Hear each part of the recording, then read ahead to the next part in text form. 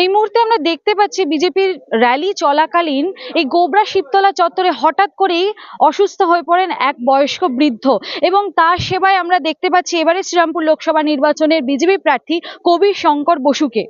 একটু অপেক্ষা করো, আর এক বছর বুঝি নিয়ে আমরা আছি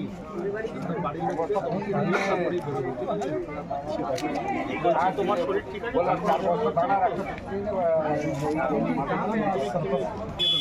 ঠিক ছিল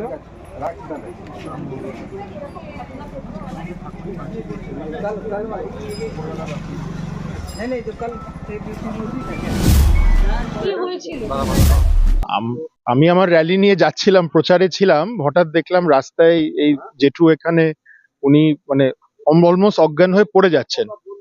তো পুলিশের যারা আছে তারা ওনাকে ধরেছিল, আমি ইমিডিয়েটলি গাড়ি থেকে নামলাম। ওনার খুব দুর্বল অবস্থা ছিল, খুব দুর্বল, এমনকি দেখতে পাচ্ছেন উনি পায়খানাও করে ফেলেছেন, এত দুর্বল অবস্থা ছিল, পুরো অজ্ঞান হয়ে গেছিলেন। তখনই আমরা নেমে ওনাকে জল ফল দিয়ে, উনি এখন স্টেবল আছেন, শরীর ঠিক আছে। আমরা ওনার বাড়ির লোককে যোগাযোগ করি, ওনার ফোনও চলছিল না। যাই হোক, আমরা স্থানীয় লোকেরা ওনার বাড়ির লোককে যোগাযোগ করেছি, ওনার বাড়ির লোক আসছে, টোটো নিয়ে অ্যাম্বুলেন্স সহ আসছে।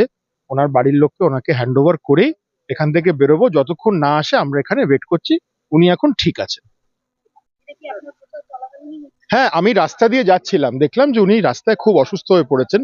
আমাদের কর্তব্য, এক একজনের কর্তব্য সবাইকার পাশে দাঁড়ানো, ওনার পাশে আছি। এবার উনি ঠিক আছেন, আপনারাও দেখতে পাচ্ছেন যে উনি এখন ঠিক আছেন। তুমি ঠিক আছো তো? এখন ঠিক আছো তো? কোনো কষ্ট নেই তো? আবার ওনার বাড়ির লোক আসলে আমরা বেরোবো এখান থেকে। হসপিটালে দেখলাম বন্ধ আছে, তো চলে আসলাম ঘুরে এদিকটা। মাথা ঘুরে গেল তো রাস্তাতে, তার ওখানে বসলাম, তারপরে ফের উঠে আসলাম, তো এখানে আস্তে আস্তে বাস 8 টাকা।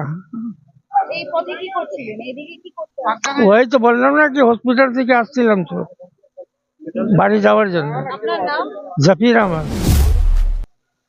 আমি সরাসরি কথা বলে নিলাম এবারে শ্রীরামপুর লোকসভা নির্বাচনের বিজেপি প্রার্থী কবির শঙ্কর বসুর সাথে। তিনি এই র্যালিতে বেরিয়ে একাধিক বিষয়ের উপর জোর দিয়েছেন, যেমন জল নিকাশি ব্যবস্থা থেকে শুরু করে স্বচ্ছ ভারত অভিযান ইত্যাদি নানান বিষয়ের উপর।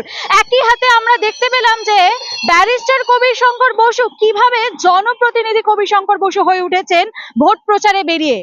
লোকসভা নির্বাচনের নানান রকম টাটকা আপডেট পেতে চোখ রাখুন ডিএনএন বাংলায়। ডিএনএন বাংলা, সবার মনে, সবার ফোনে।